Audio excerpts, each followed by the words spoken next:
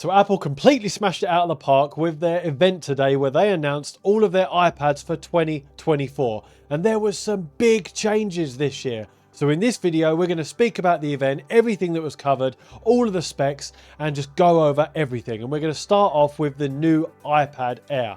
So there's two models for 2024 that they're bringing out, and they haven't really changed too much about it. So you've got the iPad Air, the 11-inch, which starts at $599, and you've got the 13-inch, which starts at $799.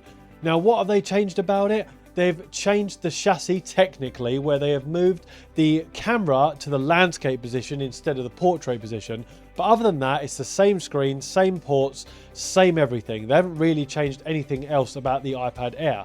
The only other thing they've changed is they've introduced the M2 chip into the iPad Air over the last model, which had the M1 chip. So if you're thinking about getting an iPad Air, I will say a couple of things. One, if you've already got one and you've got one that's maybe 2 or 3 years old, I wouldn't bother upgrading. There's no real change to it other than the camera and the chip. If you don't have any sort of iPad, then this is a good time to buy one because it's reasonably priced. It's not super overpriced, and you can get it for a pretty good deal, and you get that camera in the landscape position, which everyone wants, because let's face it, if you're in a Zoom call, you don't have the camera propped up in the portrait position, do you? You have it like a laptop in the landscape position. So that's why they've finally done this. And also you're going to get that M2 chip.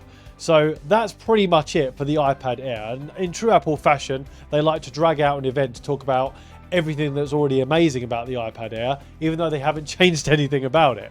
So yeah, it's still a good product, but they haven't really changed anything other than those things I've mentioned. Where the big changes are though, is with the iPad Pro. Now they've started by skipping a whole generation of Apple Silicon chips, and they've gone from the M2 chip all the way up to the M4 chip. Now this is going to power some big things going forward, but ultimately they have debuted the M4 chip, not in a Mac, not in a MacBook Pro, not in an Apple Mac computer, but in an iPad. And the specs on this thing look phenomenal. So this features second generation 3nm technology, which is 50% faster than the M2 chip that was in the previous iPad Pros. And this also has a 10-core GPU, which is going to power all of the AI that they're going to be using, all the AI apps, all of the third-party AI apps that is going to be able to do so much on the iPad Pro. And it's also introducing ray tracing for the first time on an iPad. So you've got two sizes here for the iPad Pro. You've got the 11-inch model and the 13-inch model. And they've slimmed them both down, slimmed the chassis right down, and they've shaved off size on the bezels. The bezels are a lot thinner, and they've got the thinnest ever iPads that they've ever made. The 11-inch is going to be 5.3 millimeters, and the 13-inch is going to be 5.1 millimeters, which is Apple's thinnest ever product. It's even thinner than the iPad Nano back in the day. And the same as the iPad Air, they have moved that front-facing camera into the landscape position where you can do all your Zoom calls, your video calls, all of that sort of thing, especially if you get the brand new Magic Keyboard that goes with it. And it's just going to basically be an extra computer that you can take around with you in a compact fashion. Personally, I'd go for the 11-inch because if you're also going to get something like a MacBook Pro, then you don't necessarily want two massive bits of hardware to carry around with you. Personally, for me, I would have the 11-inch model to use as a note-taking device or just a device to watch content on if I'm out and about and that sort of thing. And then if I want to put it on the Magic Keyboard to do some quick typing and some quick edits, then you can do that, and it's a very portable version. And then you would have the MacBook Pro to be your main hardware station on the go. But one of the big changes here is the new tandem OLED display, which is basically two OLED panels stacked on top of each other to get an even brighter display. Because one OLED panel just simply wouldn't be bright enough, as Apple say in their keynote. So what they've done is got those two, stacked them together to get a maximum of 1,000 nits of peak brightness with an OLED display. And that's in SDR and HDR. And with HDR content, you can get a peak brightness of 1,600 nits. And now this is just pretty incredible really for an OLED display on a device the size of an iPad. Now they are calling this the Ultra Retina XDR, which is another buzzword that Apple have used and a brilliant marketing term that I'm sure is going to be flying around.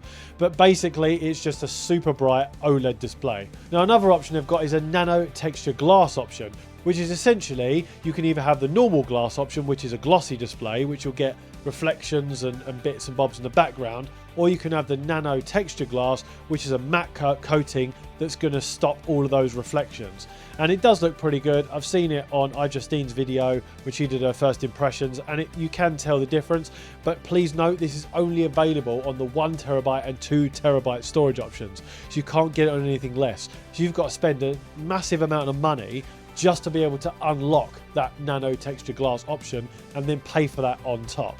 Now, what else have they added? They've also added a Final Cut Pro multicam app, where basically you can live stream multiple iPhone cameras to that app in order to record and edit. And I'm not really sure how that's going to work in practice. I'm assuming you can record all of them at the same time and then stitch that together in your editing just to make a much more seamless workflow. So rather than recording stuff separately and then sending it to the iPad, you can just record it all and live stream it all to the app, and then it'll all be there for you to just flick between the cameras. So that'll be good, say if you was doing a live stream somewhere and you had multiple people filming on their iPhone 15s or 16 in a few months, then you could literally just live stream that and just flick between the cameras in that studio setting. So that could be quite good in practice for live streaming events and things like that. Now, at the back, they've made a few changes as well, because most people don't really use the cameras on an iPad. Let's face it, you mostly either have a professional camera or you use your phone. Most people don't really use the iPad. So what they've done is they've got rid of the ultra-wide camera and they've replaced it with a new adaptive flash for scanning documents to make it much easier to scan documents without getting all of the shadows and stuff in those documents, and a 12 megapixel normal camera which can record in 4K ProRes footage if you wanted to. So let's just summarize what you get. Really, you get the M4 chip, which is 50% faster than the previous M2 chip for things like photo editing, gaming, watching content, pretty much anything you're going to want to do. It's going to be 50% faster, and it is an absolute powerhouse. They've also reduced the heating by 20%, so it shouldn't overheat and it shouldn't get too warm. You've got a Thunderbolt 4 port, which is USB-C for fast charging and transfer speeds.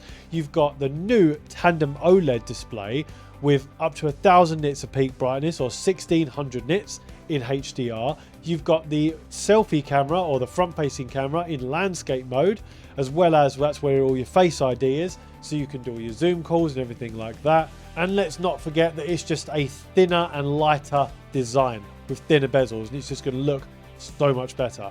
Now, the other things they've added is a Magic Keyboard refresh to completely change the way it looks for the new style of the iPad and the new thinner bezels. And they've added function buttons to it and a new glass trackpad with haptic feedback. Now, it's the same price, which is great. And they've also added the new Apple Pencil Pro, which has the ability to squeeze it, barrel roll it, and get haptic feedback on it. As well as you can use Find It. So you can now find it with the Find Your iPhone app or whatever it is you use to find it.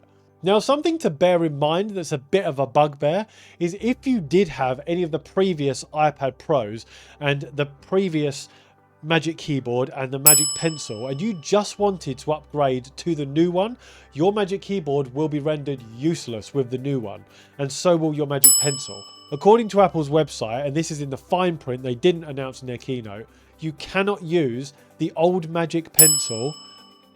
A few moments later. Magic Pencil? I wish there was a Magic Pencil. You cannot use the new Magic Keyboard and the Apple Pencil with the new iPad Pro. Just bear in mind. So if you want to buy the new iPad Pro and you've already got the old stuff, you're going to have to invest in buying all the new stuff, and that's going to cost you around $1,500 at least to get the iPad Pro plus the keyboard plus the pencil.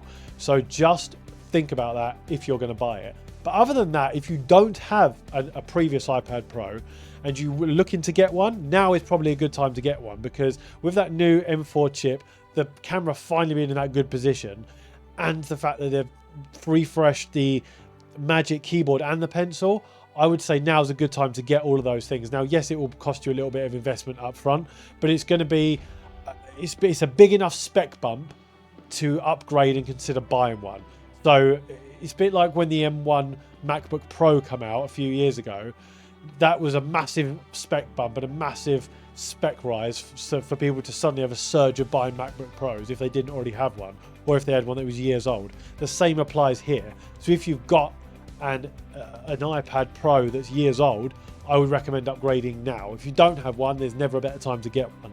So Apple's products, never perfect, but they've announced some good upgrades here, and I'm quite happy with them. Let me know what you think in the comments. What does this mean for creators? Well, if you want something to take notes on, to film on, to edit on the go, you can do all that with the iPad Pro. So while you're out and about wanting to create content and film content, this is going to be a nice little addition to your arsenal. So consider getting one. Add to basket.